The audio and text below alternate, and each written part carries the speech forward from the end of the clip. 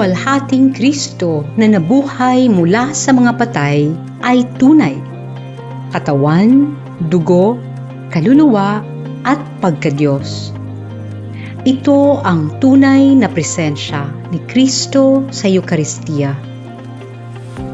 Noong gabi bago nagdusa ang Panginoong Jesus sa krus, nagsalo siya ng huling hapunan kasama ang kanyang mga disipulo kung saan itinatag niya ang sakramento ng kanyang katawan at dugo.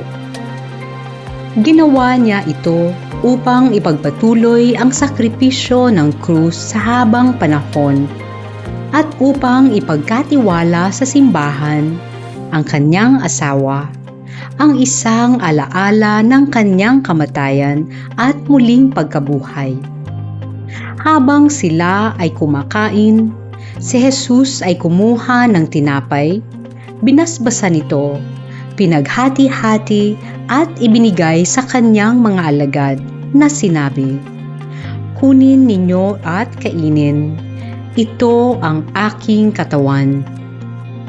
Pagkatapos ay kumuha si Jesus ng isang saro, nagpasalamat at ibinigay sa kanila na sinabi, "Uminom kayo rito, kayong lahat, sapagkat ito ang aking dugo ng tipan na ibubuhos sa ngalan ng marami para sa kapatawaran ng mga kasalanan."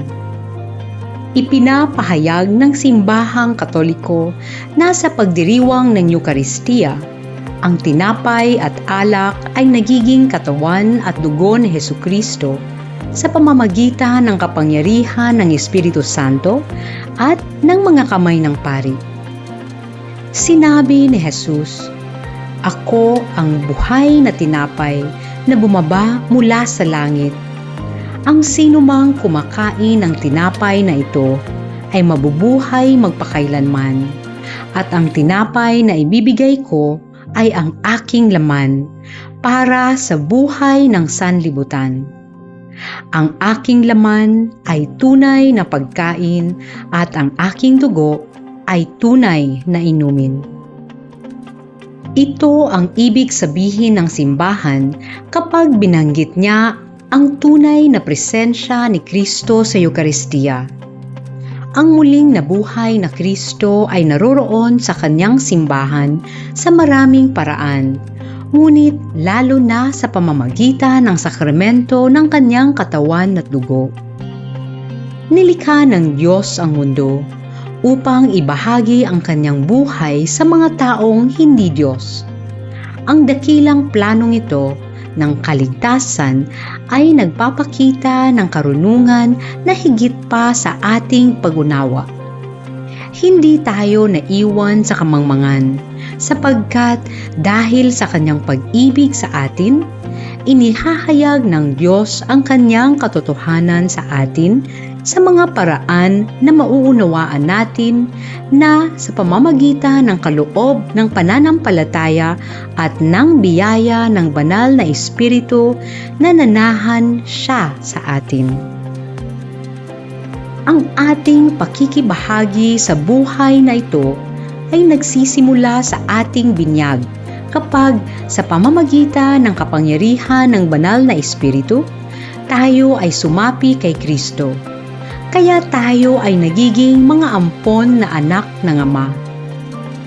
Ito ay pinalakas at nagdagdagan sa kumpirmasyon. Ito ay pinalusog at pinalalim sa pamamagitan ng ating pakikilahok sa Eucharistia.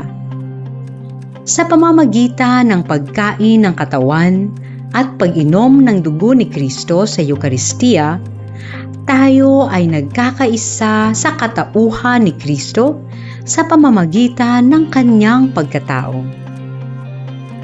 Ang pagbabahagi ng isang ordinaryong pagkain ay nagtatatag ng isang tiyak na komunyon sa mga taong nakikibahagi nito.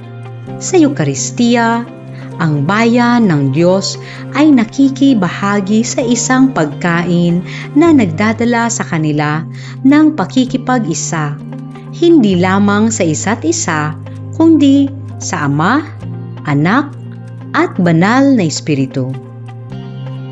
Ibig sabihin, sa Eucharistia, hindi lamang paulit-ulit na isinasakripisyo ni Jesus ang kanyang sarili. Ang kumakain ng aking laman at uminom ng aking buhay na dugo ay may buhay na walang hanggan, at bubuhayin ko siya sa huling araw, sapagkat ang aking laman ay tunay na pagkain at ang aking dugo ay tunay na inumin. Ayon sa Ebanghelyo ni San Juan, kung paanong sinugo ako ng buhay na Ama at mayroon akong buhay dahil sa Ama, gayon din ang kumakain sa akin ay magkakaroon ng buhay dahil sa akin. Amen.